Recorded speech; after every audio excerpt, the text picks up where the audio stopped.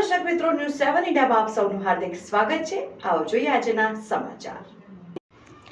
સુરતમાં યુવાન જૈન સાધુ દિવ્ય પ્રસન્ન કીર્તિ સાગરજીએ શતાવધાનની અદ્ભુત સિદ્ધિ હાંસલ કરી ભગવાન મહાવીર યુનિવર્સિટી વેસુ ખાતે રવિવારે 17મી નવેમ્બરના રોજ સવારે અનોખી શતાવધાન ઉજવણીનો કાર્યક્રમ યોજવામાં આવશે। સુરતમાં જૈન ધર્મના યુવા ગુરુ દિવ્ય પ્રસન્ન કીર્તિ સાગરજીએ દીક્ષાના માત્ર 2.5 વર્ષમાં તેમણે શતાવધાન બનવાની અદ્ભુત સિદ્ધિ હાંસલ કરી છે। પ્રાચીન ભારતીય જૈન પરંપરામાં એક અનન્ય કૌશલ્ય છે જેમાં વ્યક્તિ એકાગ્રતા અને સ્મરણ શક્તિ દ્વારા 100 જેટલી વસ્તુને યાદ કરી શકે છે। અનોખો પ્રયોગ 17મી નવેમ્બર 2024 રવિવારે સવારે 8:30 વાગ્યે ભગવાન શ્રી મહાવીર યુનિવર્સિટી પરતાણા રોડ વેસુ સુરત ખાતે કરવામાં આવ્યો।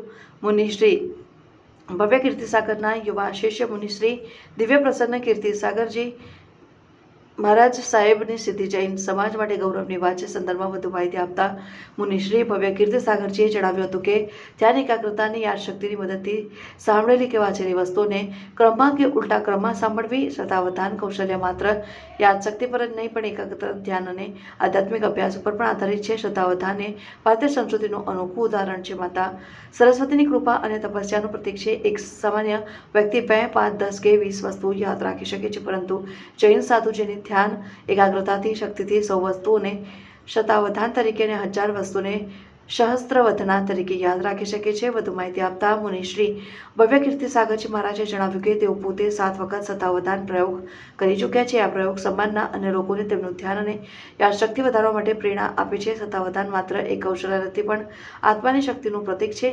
આ પ્રયોગથી આપણે સમજી શકીએ છીએ કે માનવીય સંભાવનાઓ અપાર છે, જેથી 17મી નવેમ્બરે ભગવાન મહાવીર યુનિવર્સિટીના મેદાનમાં યુવા ઋષિ દિવ્ય પ્રસન્ન કીર્તિ સાગર મહારાજ સાહેબના શતાવધાનનો પ્રયોગ થવાનો છે। આ પ્રસંગે શ્વેતાંબર મૂર્તિ પૂજક જૈન સંઘ નાનપુરા દિવાળી પાક ઉપાશ્રય અઠવા ગેટા સંચાલક ભાનુભાઈ નેમચંદભાઈ શાહ અને ભદ્રકભાઈ નગર શેઠ દ્વારા સુરતના જૈન સમાજને ભાગ લેવા આમંત્રણ પાઠવ્યું છે।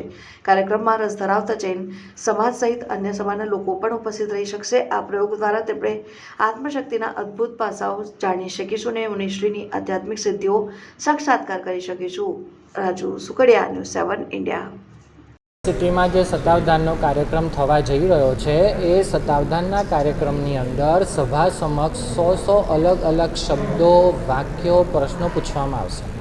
એ જ પ્રકારે એ જ એસેન્ડિંગ અને ડિસેન્ડિંગ ઓર્ડરમાં કંઈ સંભળાવવામાં આવે અને થર્ડ રાઉન્ડની અંદર રેન્ડમલી અને ફોર્થ રાઉન્ડની અંદર વર્લ્ડલી રેન્ડમલી જે પૂછવામાં આવે એ ચારેય પ્રકારનું પૂર્ણ થાય એને શતાવધાન કહેવામાં આવે છે। કોઈ બી વ્યક્તિ 5-7 શબ્દો તો યાદ રાખી જ શકે છે, પણ 5-7નો જે આંકડો છે એ 100 સુધી લઈ જવાનો આ કેવી રીતે પોસિબલ છે? તો એ જોવા માટે મહાવીર યુનિવર્સિટીમાં સુરતના દરેક જણા ખાસ પધારે।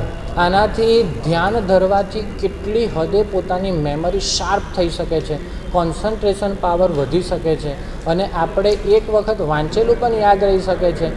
આ બધી જ વસ્તુઓ આપણને જાણવા મળશે અને જોવા મળશે જો મન સ્થિર